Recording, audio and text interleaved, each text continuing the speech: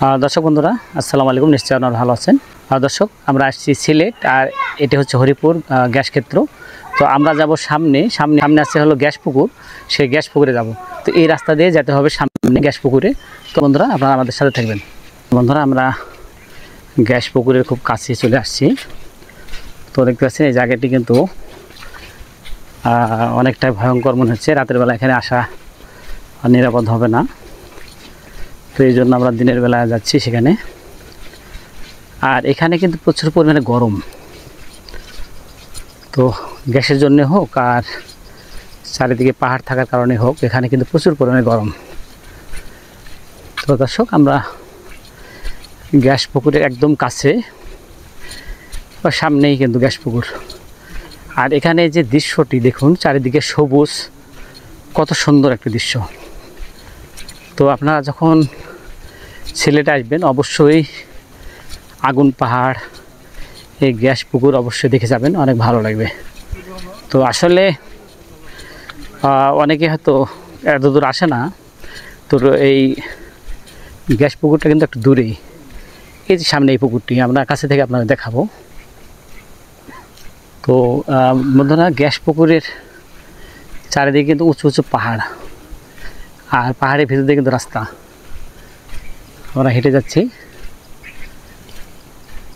তো আসলে একটা বিষয় যে এখানে দেখবেন এই পুকুরে এত পরিমাণ গ্যাস বের হচ্ছে, তো তারপরে এটা কেন এখান থেকে গ্যাস উত্তোলন করা হয় না এটা আমার জানা নাই।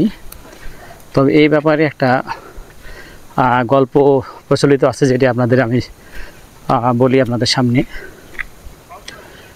দর্শক এরকম শোনা যায় যে এইখানে অনেক আগে, এক কথায় ব্রিটিশ আমলে, একটি কোম্পানি এখানে গ্যাস উত্তোলনের জন্য এখানে কূপ খনন করার সময়, তো সেখানে যা তার কূপ খননের যতগুলো যন্ত্রপাতি সহ কিন্তু এই পুকুরের মধ্যে বসে যায়। এক কথায় এখানে রাতারাতি সেখানে কিন্তু গায়েব হয়ে যায়। তারপর থেকে কিন্তু এখানে গ্যাস উত্তোলন বন্ধ থাকে। এরপর থেকে অনেক দিন পার হয়ে গেল, তারপর কিন্তু এখানে আর গ্যাস উত্তোলন করা হয় না। তো এটি আমার যদি হয়তো বা গল্প কথা হতে পারে। তো এখানে যে পরিমাণ গ্যাস বের হচ্ছে, এটা অবশ্যই যে কোনোভাবেই হোক এটা রক্ষণাবেক্ষণ করে গ্যাস যদি জাতীয় গ্রিডে এটা সংযোগ করা যায়, তাহলে হয়তো আমাদের দেশের অনেকটা গ্যাসের চাহিদা পূরণ হবে বলে আমি মনে করি। তো বন্ধুরা দেখতে পাচ্ছেন সেই গ্যাস পুকুর এটি। তো এখানে দেখতে পাচ্ছেন অনবরত গ্যাস বের হচ্ছে। অবশ্যই আপনারা সিলেট আসলে এখান থেকে ঘুরে যান, ভালো লাগবে। তো দর্শক আমার চ্যানেলের ভিডিও যদি আপনাদের কাছে ভালো লাগে, অবশ্যই আমার চ্যানেল সাবস্ক্রাইব করে পাশে থাকা বেল বাটনটি বাজিয়ে দেবেন। আবার দেখা হবে নতুন ভিডিওতে। সবাই ভালো থাকবেন।